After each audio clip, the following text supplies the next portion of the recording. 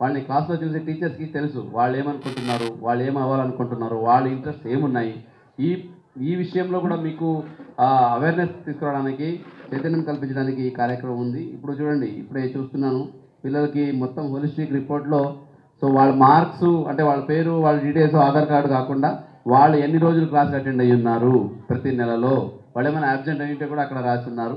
అట్లాగే వాళ్ళు ఎన్ని మార్క్స్ తీసుకున్నారు పోయిన టెస్ట్లో. అట్లాగే అది కాకుండా వాళ్ళకు ఏమేమి హాబీస్ ఉన్నాయి, అభిరుచులు ఏమున్నాయి. సో వాళ్ళు కొంతమంది ఏమో స్పోర్ట్స్లో ఉన్నారు, కొంతమంది ఏమో మ్యూజిక్స్లో ఉన్నారు, కొంతమంది ఇప్పుడే చూడండి మన టీచర్స్ చెప్తున్నారు ఆస్ట్రోనాట్స్ ఇంట్రెస్ట్, వాళ్ళ స్పేస్ సైన్స్లో ఇంట్రెస్ట్ ఉంది వాళ్ళకి. సో దేశంలోనే కొంతమందికి అటువంటి అవకాశం దొరుకుతుంది. సో నాసా ద్వారా జరిగిన ఒక పోటీలో మన వాళ్ళకి ఒక సర్టిఫికేట్ కూడా వచ్చిందంటే సో ఎంత మంచి టాలెంట్ ఉంది, మీకే తెలియదు అది. సో మీ పిల్లలు ఎంత మంచి మంచి టాలెంట్ ఉన్నాయని అది టీచర్స్కి తెలుసు. అందుకే ఈ మెగా పేరెంట్స్ టీచర్స్ మీటింగ్లో మీరు ఆ టీచర్స్తో మాట్లాడితే ఈ కార్డు మీకు అందరికీ మీ పిల్లల గురించి ఇస్తారు.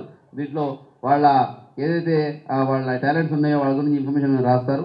అలాగే వాళ్ళు ఏమైనా లోపాలు ఉన్నా కూడా ఈ విషయంలో తక్కువగా ఉన్నాడు, ఈ పాప ఈ విషయంలో తక్కువగా ఉంది, అది కూడా మీకు తెలియజేస్తారు. సో దట్ ఇంట్లో కూడా మీరు పాపాన్ని మాట్లాడుతున్నప్పుడు, పిల్లలతో మాట్లాడుతున్నప్పుడు చెప్పొచ్చు, రే బాబు ఇది తక్కువ ఉందంటే కదా, దాని గురించి దృష్టి పెట్టు, దాన్ని ఇంప్రూవ్ చేసుకో, టీచర్ చెప్పినట్టు నేను చెప్పడానికి కూడా అవకాశం ఉంటుంది. దానికోసము ఈ కార్యక్రమం ఈరోజు ఇక్కడ చెప్పడం జరిగింది.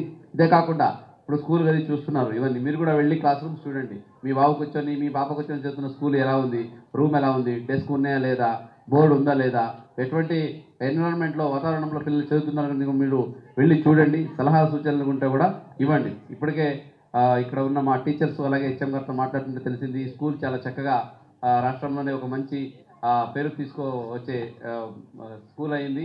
పిల్లలు కూడా బాగా చదివి ఈవెన్ కాంపిటేటివ్ ఎగ్జామ్స్లో కూడా, పోటీ ఎగ్జామ్స్లో కూడా వాళ్ళు బాగా పర్ఫామ్ చేసి ఐఐటి కూడా వెళ్తున్నారని విన్నాను. సో ఇది చాలా ఆనందదాయకము. సో ఇటువంటి స్కూల్స్లో పిల్లలు చేర్పించడం, వాళ్ళు అక్కడ చదవడం, ఇక్కడ ఇంకా ఉన్నత స్థాయికి ఎదగడం చాలా ఆనందం. ఇదే స్కూల్ నుంచి ఐఏఎస్ ఆఫీసర్స్ కూడా అయ్యి ఉన్నారు, ఐఐటి గ్రాడ్యుయేట్స్ అయ్యి ఉన్నారని వినడం చాలా ఆనందంగా ఉంది. సో పేరెంట్స్ అందరికీ నా విన్నపం ఒకటే, సో టీచర్స్ పిల్లలకి సో మీరు తల్లిదండ్రులుగా ఎంత బాధ్యత తీసుకుని వాళ్ళ గురించి ఆలోచిస్తారో అంతకన్నా ఎక్కువ టీచర్స్ పిల్లల భవిష్యత్తు గురించి ఆలోచిస్తారు. So my student should become number 1. నా పిల్లలు మంచి విద్యార్థులు, మంచి అధికారులు అవ్వాలి, మంచి మంచి స్థాయికి వెళ్ళాలని టీచర్స్ కూడా ఆలోచిస్తారు. కాబట్టి టీచర్స్ ఏదైతే లక్ష్యాలు పెట్టున్నారో, టీచర్స్ అయితే రిక్వెస్ట్ చేస్తారో పిల్లల్ని పంపించండి, స్కూల్స్కి పంపించండి, వాళ్ళని ఇంకొక 1 అవర్ ఎక్కువ ఉండనివ్వండి చెప్తే మీరు దయచేసి సహకరించండి.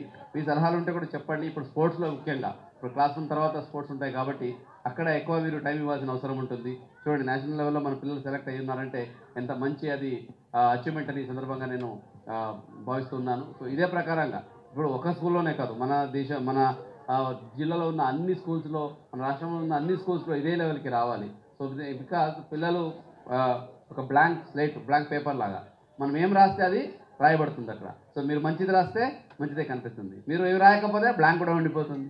కాబట్టి ఇటువంటి సిచ్యుయేషన్లో టీచర్స్ రోల్ చాలా చాలా ఇంపార్టెంట్. స్కూల్స్ చెప్తారు కదా, స్కూల్స్ దేవాలయం లాంటివి, టెంపుల్.